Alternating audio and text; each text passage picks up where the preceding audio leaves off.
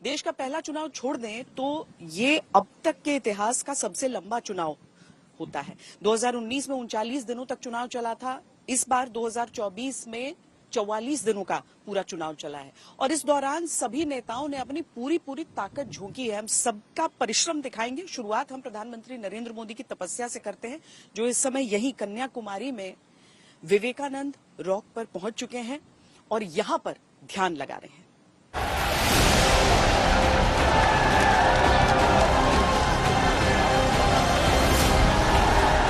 2047 में विकसित भारत का संकल्प लेकर चुनाव से पहले ही चुनाव के बाद के 125 दिन का एजेंडा तक सेट कर चुके नरेंद्र मोदी की उम्र पर प्रचार के दौरान विपक्ष ने दांव खेला। मोदी जी अगले साल 17 सितंबर को 75 साल के हो रहे हैं। बीजेपी के अंदर मोदी जी ने 2014 में मोदी जी ने खुद ने रूल बनाया था कि बीजेपी के अंदर जो भी 75 साल का होगा उसको रिटायर कर दिया जाएगा। सबसे पहले आडवाणी जी को रिटायर किया गया। हम लोग क्यों डरेंगे? लेकिन आप सोचो, एक 75 साल के बुजुर्ग एक 34 साल के नौजवान को धमकी दे रहा है कि तुम हमको चुनाव हरा रहे हो तो हम तुमको जेल भेज देंगे। वो वक्त जनता फैसला करेगी, हमारी मालिक तय करेगी। प्रधानमंत्री की उम्र को लेकर विपक्ष से जो वार आए, उनका जवाब तो नरेंद्र मोदी इस चुनाव में अकेले अभी से नहीं, पहले से देते आए। आदरणीय सभापति जी, देश देख रहा है, देश देख रहा है, एक अकेला कितनों को भारी पड़ रहा है, एक अकेला कितनों को भारी पड़ रहा है। संसद के इस सत्र के आखिरी शीतकालीन सेशन में नरेंद्र मोदी ने विपक्ष के घेरे को तोड़कर चुनौती दी थी।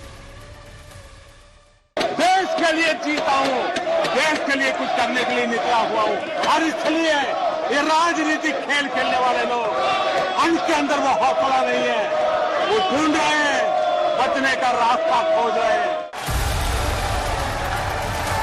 73 साल के नरेंद्र मोदी, 69 साल की ममता बनर्जी, 55 साल के अरविंद केजरीवाल, 53 साल के राहुल गांधी, 50 साल के अखिलेश यादव, 34 साल के तेजस्वी यादव अपने अपने दलों की तरफ से सबसे ज्यादा प्रचार करने वाले इन नेताओं में नरेंद्र मोदी हैं, जिन्होंने सबसे लंबा और सबसे ज्यादा प्रचार अपनी पार्टी के लिए किया है। क्या नरेंद्र मोदी के प्रचार की ताकत से इतनी धूल जमीन पर उठ चुकी है, जिसके नतीजे 4 जून को 400 पार के दावे को सच कर सकते हैं? दशकों बाद ऐसा समय आया है, पूर्ण बहुमत वाली केंद्र सरकार हैट्रिक लगाने जा रही है।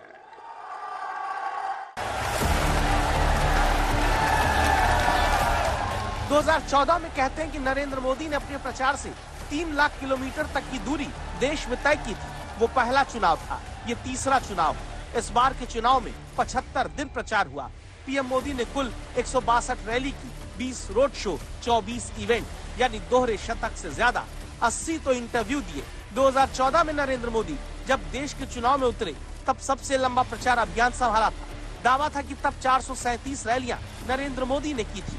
2019 के चुनाव में 142 रैली की। इस बार सिर्फ रैली की बात करें तो 2024 में 162 रैली प्रधानमंत्री ने की है। चुनाव के ऐलान के बाद नरेंद्र मोदी की पहली सभा 17 मार्च को आंध्र प्रदेश के पालनाडु में हुई। तो अब प्रचार के आखिरी दिन 30 मई को पंजाब के होशियारपुर में रैली के साथ इस चुनाव को पूरा किया गया, जहां एक हिसाब विपक्ष भी प्रधानमंत्री की रैलियों का लेकर आरोप लगाता है। 15 दिन के भाषण में 232 बार कांग्रेस का नाम लिया, 758 बार मोदी शब्द का प्रयोग किया गया, 573 बार इंडिया गठबंधन और विपक्षी पार्टियों को, जिससे पता चलता है विपक्षी पार्टियों की बात की एक बार भी महंगाई और बेरोजगार बात नहीं की। नरेंद्र मोदी पर भले शब्द भेदी बाण खरगे चलाए, लेकिन इस सच को नहीं नकार सकते कि नरेंद्र मोदी ने जिस चुनाव में कहा गया कि कोई एक मुद्दा बड़ा नहीं चढ़ा, वहाँ चरण दर चरण विपक्ष को अलग अलग मुद्दों पर घेरते रहे।